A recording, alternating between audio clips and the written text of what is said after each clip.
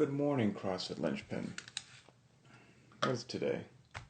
Today is April 28th, I believe. I think I have that right.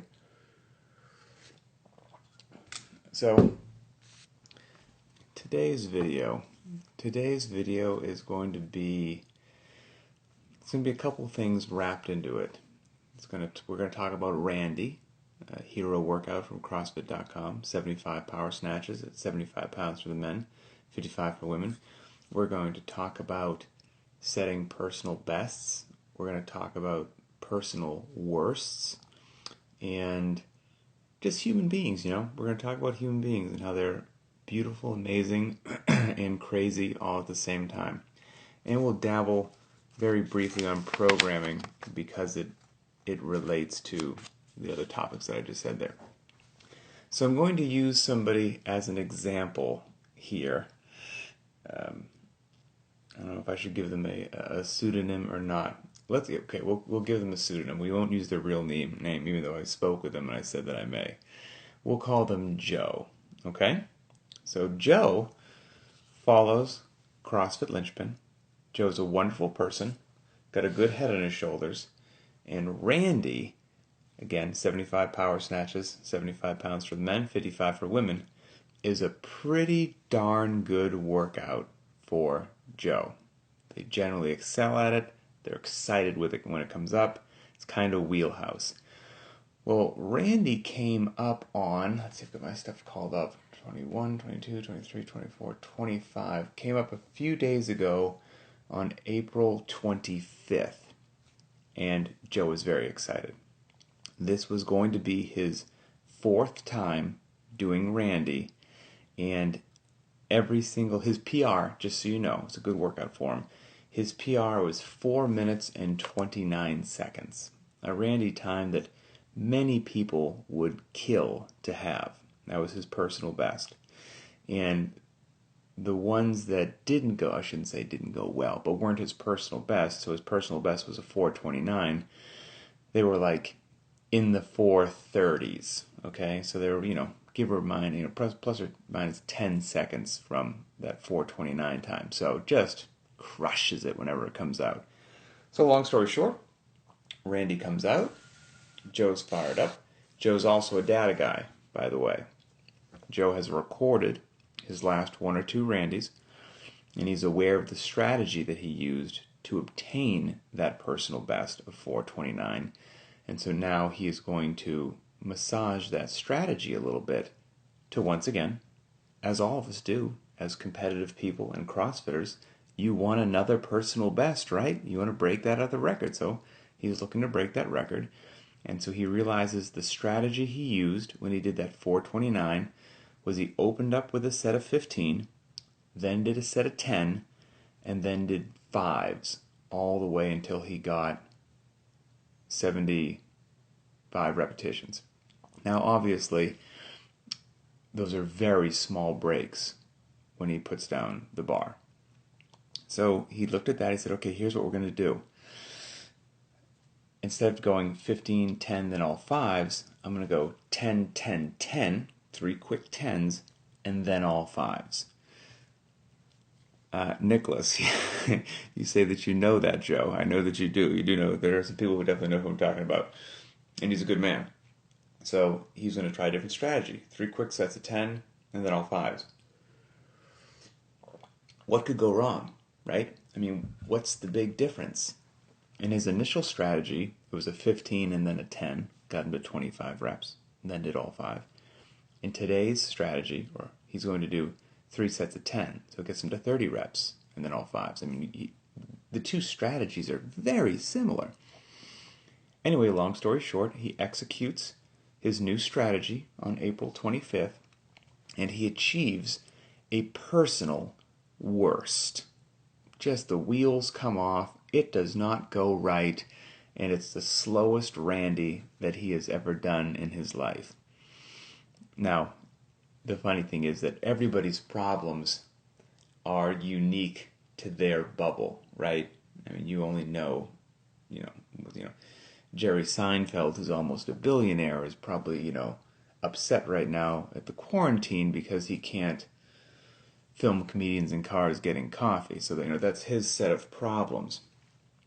Our set of problems are our set of problems. So for Joe right now, he got 4 minutes and 58 seconds. That was his personal worst. So that's interesting because, obviously there are plenty of people who would cut off their left arm to have a 4-minute, 58-second Randy. But for Joe, personal worst, sadness, despair, questioning life choices, where did I go wrong, etc., etc. So, and he made a post about it, and good for him. In the post, he did have a good rational statement at the end where he's a human being. You're allowed to be depressed. You're allowed to be upset. So he did mention all of those emotions, but then at the end he said, I do also realize that the reason that we do these things is to promote health and wellness and fitness, and not necessarily to always PR. So with that in mind, it was a good training day, but I'm very upset that I got a personal worst. So all understandable. So here's a couple interesting things that we can dive into. First of all, CrossFitters are amazing. And I did another podcast about this, which is how CrossFitters, I don't think, give themselves enough credit and don't realize that they walk around at like 90% of their personal best all the time, which is incredible. In most other, sports, you have this phase where you're going to try to taper or peak and just like nail your competition day, so that on competition day you've set up every factor in your life has been whittled down to when you walk onto the stage to lift or perform or to whatever, you excel. We don't do that. We just train. We just train with intelligent variance and workouts, and people still get PRs all the time without rearranging all those other life factors. Or if they don't get a PR, if you've mathematically worked out the numbers between all the different times you've gotten on a workout or how many times you've done Cindy or whatever it happens to be, there's probably not a huge deviation. So for example, even in, I almost forgot the fake name that I gave him, in Joe's workout today, the difference between his lifetime PR, which is 4 minutes and 29 seconds. Now, bear in mind, he's done Randy, like I said, this is his 4th time. A more fair way to do it might be to take those other 3 times, average them, and then say, overall, this is my average Randy time, which would be slower than that PR time of 4 minutes and 29 seconds. But we won't do that. We'll take his absolute best time of 4:29. That time, compared to his quote-unquote personal worst of 4 minutes and 58 seconds, there's 11% difference between that. So 4 minutes and 58 seconds is 11% slower than 4 minutes and 29 seconds. It's really close to 10%. It's 11%. So like I said, most people walk around 90%. So while you are a human being, and it is disappointing to potentially not get a personal best, to realize that a personal worst is still within 90% of your best ever humanly effort is an incredible accomplishment. It means you're a cyborg of fitness that can just do amazing feats at a moment's notice. And the other part is, and we had you've got the whole spectrum of human beings. We had a tsunami of people PR Randy. A whole bunch were somewhere in the middle, kind of close to things, and then had some people that were like, well, that didn't go well. It's always going to happen. You're always going to have that with a large group of people, because everybody's leading different lives, everybody's feeling different, everybody's sleeping different, everybody's eating different, everybody has different stressors in their lives. Some people have newborn babies, some people don't. You just never know what's going on at work. All of those things, as I've said before, those are major critical players as to what happens when that clock says 3, 2, 1, beeps, and then you go. But we don't take any of that into consideration. All we know is the cold, hard mathematics of, this is the time I got today, and this is the time I got 3 months ago. What the heck? And when I was chatting with Joe, and he knows this, obviously, but it could be beneficial for other folks out there.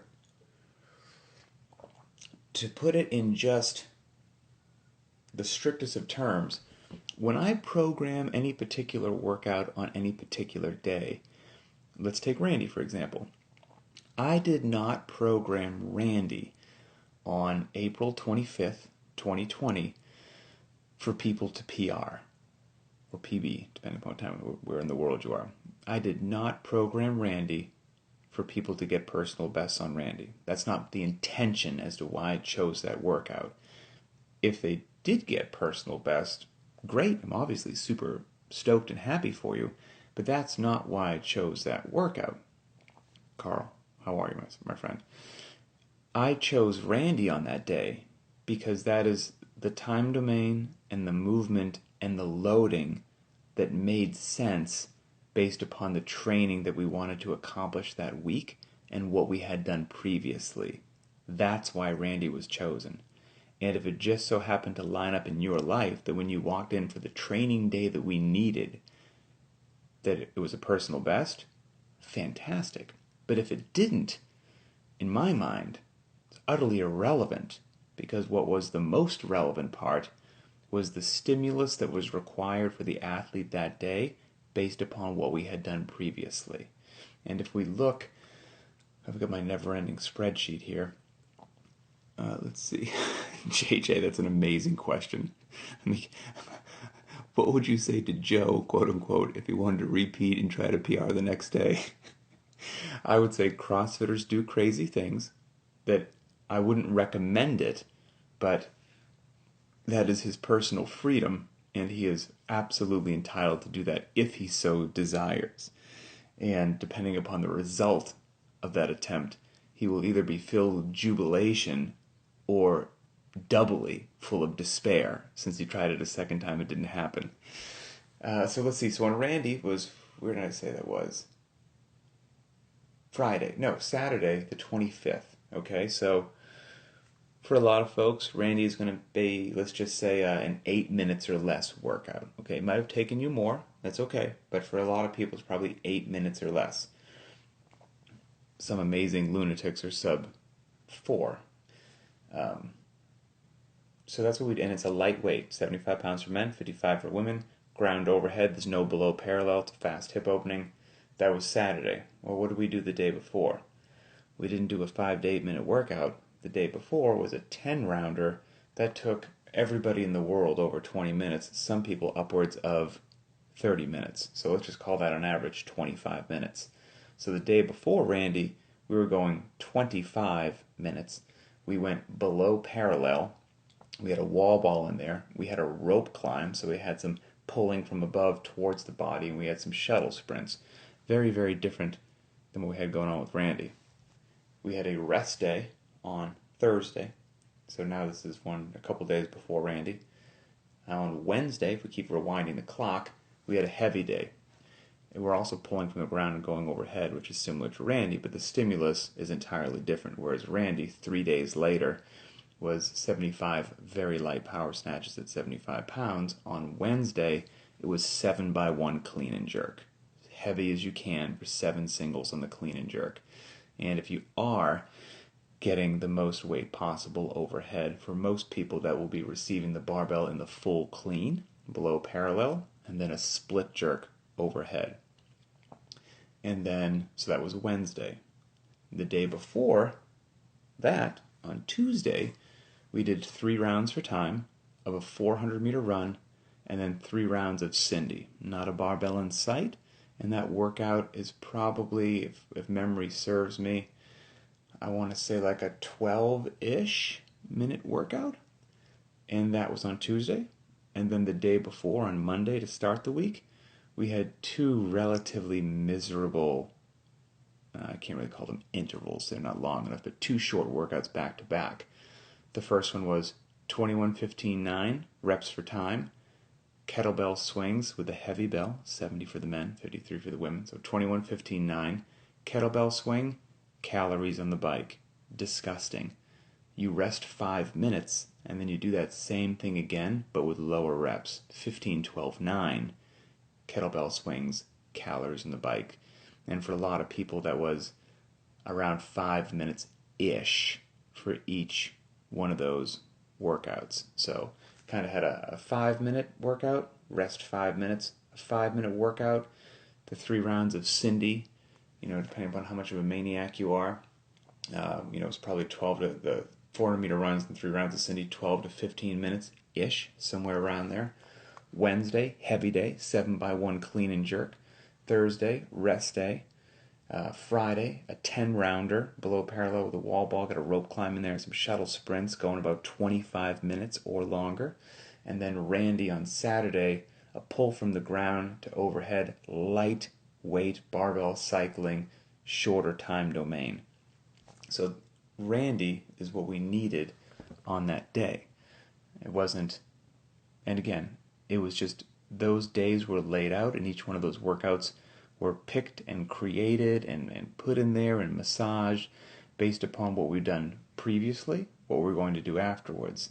And if people get a personal best, fantastic. Like on Wednesday, that 7x1 clean and jerk day, some people PR'd, some people didn't PR. That's okay. The goal that day wasn't to have everybody in the world PR. The goal for that day was, based upon where we'd been, we need to pull some heavy weight off the ground and get it overhead. And whatever heavy means to you that day, based upon, like I said, how you've slept, how you've eaten, how your body feels, particularly from the previous day's workouts, how your recovery has been, you just need to get relatively heavy weight overhead based upon your athletic capacity, and life is good. And so that same game is played for each one of those days of training. So if you could divorce yourself from the emotions of being a human being, in which the time on the clock, whether it sways 5 seconds one way or 5 seconds the other way, dictates whether you have a good day or bad day, and just be a fitness cyborg and realize today is a training day, and I look at the day's work and I'm going to go accomplish that training to the best of my ability. And then when I look at my data and my robot cyborg mind, if it's the best it ever was, wonderful. If it's middle of the road, still wonderful. And if for whatever odd reason, just didn't have a good day into the bar, guess what? They happen. Just didn't have a good day into the bar. You go home, you get a good meal, you stretch those hamstrings, you get a good night's sleep, you get up in the morning, you have a delicious cup of coffee, and you attack the next day. And if you do that over and over and over again, good things tend to happen. But the tough part is, human beings are not robots. That's the toughest part. And so we get crazy and we get inside our own head.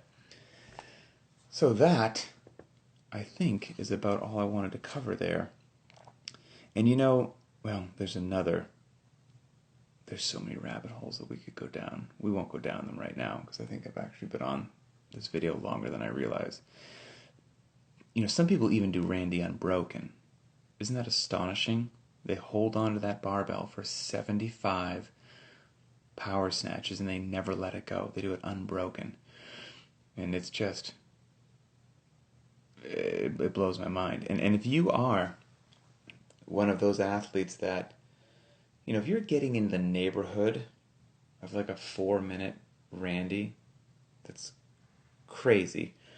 If you are in like the sub-3 Fran club, if you're doing some of these workouts very fast and unbroken, then the smallest little detail or deviation is the difference between a PR or not PR, which is why at some point in time, you've got to kind of let that go. I've got, multiple people, if you've got now I'm going to speak about crazy terms. So if you're not currently performing at this kind of a time, don't worry about it. Just keep working, do what you got to do. But somebody who has like a 2-minute 30-second Fran, smoking fast, but they're out there beyond a shadow of a doubt. Thrusters, quick, smooth, and unbroken, hopping up on the bar, butterfly pull-ups, no breaks whatsoever. As soon as that barbell, as you let it go from the set of 21 reps, you were just pivot 180 and you hop directly in the pull-up bar. There's 21 pull-ups that are most likely butterfly pull-ups.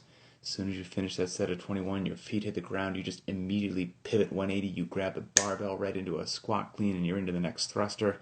And that's how, you get a 2-minute, 30-second Fran. If you're operating at that level, fast and unbroken on some of these workouts, the difference between a 2-minute and 30-second Fran and a 2-minute and 36-second Fran is you put the barbell literally 5 feet further away from the pull-up bar than you normally do. And so that 5 feet is when you drop it after the set of 21, well, now you have 2 steps to get to the pull-up bar instead of just pivot and jump. And then when you hop off the pull-up bar at the end of that set of 21, you have to take 2 steps to the barbell and then immediately squat clean thruster. And then when you finish the set of 15, 2 steps to the pull-up bar, 2 steps back to the barbell. Well, all those little 2 steps, if they're each 1/1000, even if you shuffle, it's a 1/1000. If there's 5 or 6 transitions, well, that's 6 seconds. And so then you do Fran 3 months later, not realizing you put the barbell 5 feet further from the pull-up bar. You look up at the clock at the end with your head dizzy, on the brink of vomiting, because you're like, I was so fast, I think I PR'd. And you're 6 or 7 seconds slower than your lifetime Fran PR, and now you're devastated and depressed. Doesn't that sound ridiculous? Even though you did this amazing physical achievement, but those 2 little steps each time add up over each transition. So some people, when you get to the point where everything is so fast and unbroken, if you don't recreate the exact environment down to every specific detail, when the margins are that thin, you're going to have some deviation, and that's okay. So if Fran was the call that day, it was just because Fran was the call, because you needed a light to moderately loaded barbell to go below parallel and overhead, paired with a nice gymnastics movement in a moderate set of repetitions, 45 total of each, in a relatively shorter intensity, higher intensity, a short time domain, higher intensity workout. That was just the protocol that was needed. And all those other factors are just the other factors. So, that was one of it. I have another rabbit hole written down on my piece of paper, but we will pause on that. So anyway, let me see if JJ, you're hoping to hear about today's workout. Ooh, today's workout, huh?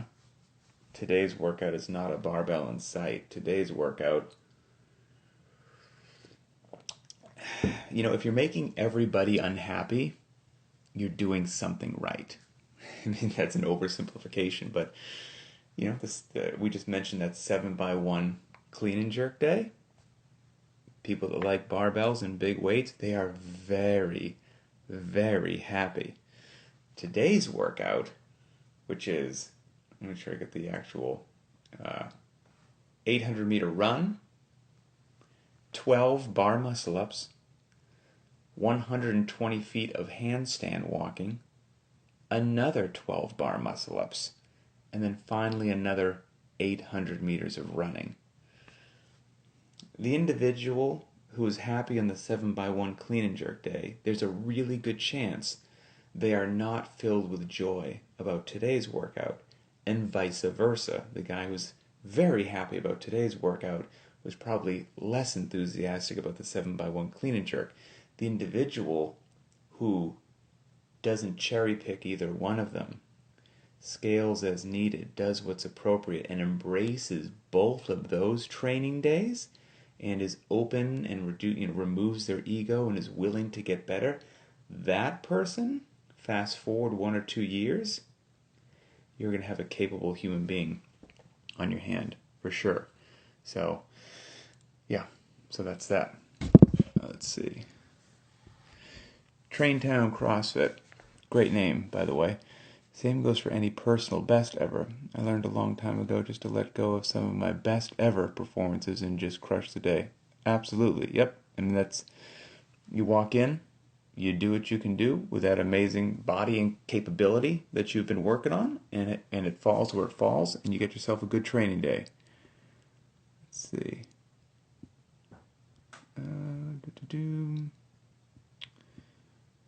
office. I'm going to get my side job in psychiatry here. Drake, I got you, brother. You're up, my friend. Let's see. All right, I think we're doing well. I think we're doing okay. Oh, Chase, I see a very random question, but what do you think of when you say SWCC? Is that SWIC? That makes me think of SWIC as in part of the U.S. Navy, and I think that's what you're talking about. If so, then we could have a very long, separate a conversation about that. Let's see. Naptown Bridget, I have to agree with you. She says, I think it's possible not to have the ego and still want to puke at the sight of a particular workout. Yes, completely agree. Yesterday, for example, I wanted to vomit at the hang squat clean thruster toes to bar workout, and it was just as bad as I thought. So let's see. Okay, final question here. Yeah, Chase, we could chat about SWIC some other time. It'd be a long one. Henry 1612. What's the best way to encourage people to leave the ego at the door, especially when considering redoing workouts and not being able to control all the variables as you described, both personally and class? Whew, man. That's a question as to how to influence, change, and modify human behavior, which, if I had a beautifully encapsulated answer to that, I'd be living in a mansion and have a Ferrari. But here's an oversimplified answer for you, Henry. Is number one, I don't know if you can change other people, right? Most attempts fail.